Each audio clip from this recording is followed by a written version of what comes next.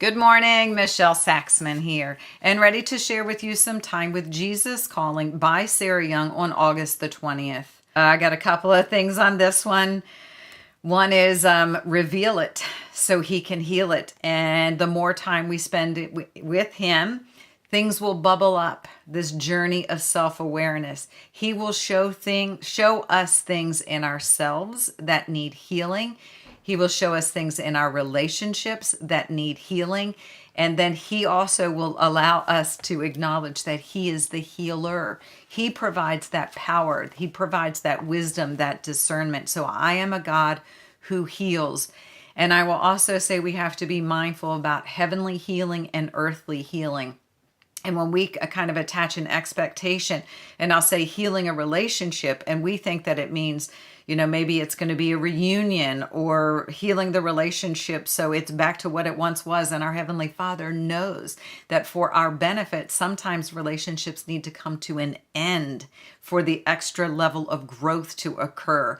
So we kind of have to trust Him with the outcome, even if it's healing a circumstance. We have an earthly healing. Someone's going to be healed of a disease or a condition, and they're going to be walking again, or whatever it might be, free of cancer and remission, whatever that is. And our Heavenly Father has His own plan of heavenly healing for that circumstance. And we kind of have to surrender that with a lot of trust. And it says, trust me and thank me. And those are things that we can do to kind of prime that pump. And the quicker we can get, gosh, when we talked a few days ago of being able to thank Him for the adversity, but seek Him in the midst.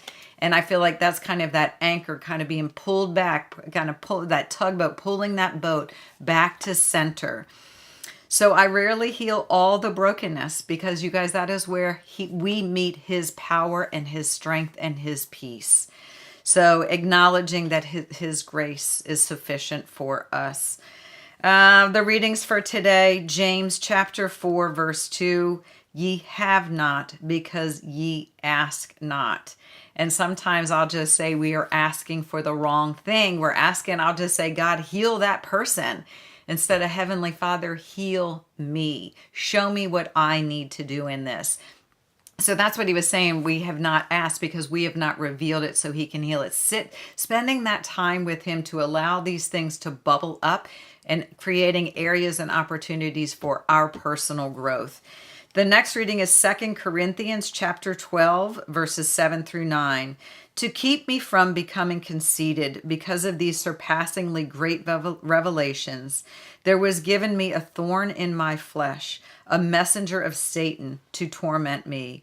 3 times I pleaded with the Lord to take it away from me, but He said to me, my grace is sufficient for you, for my power is made perfect in weakness.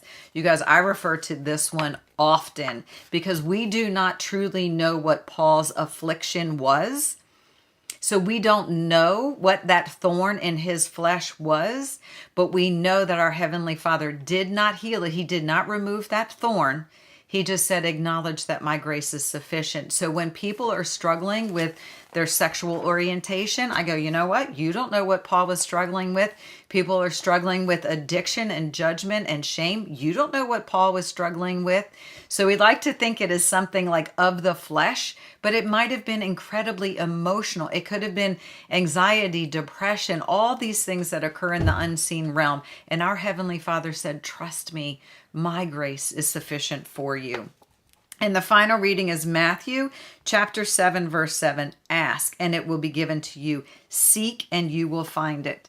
And I like this one. It is seek, and you will find it in His time, not in our time. We like to be like, okay, you know what, God, it'd be great if you could answer this question in the next 20 minutes because I need to know what I'm going to be doing, or putting Him on a timeline. And how many times I put something down at the foot of the cross, but yet I run over and pick it up and go, oh, what about this? And this hasn't been done yet. Or how about just surrendering into prayer and into peace and allowing Him to reveal that path and acknowledge His grace is truly sufficient for us.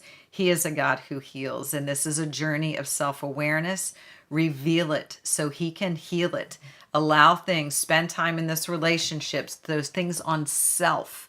bubble up things, areas and opportunities where we can grow in our relationship and allow this joy, this well within us to overflow onto others. But we have to start by filling our own tank and allowing ourselves this rest and restoration in His peace and His comfort. Y'all have a super blessed day. Stay connected to the vine, and I will talk to you soon. Bye-bye.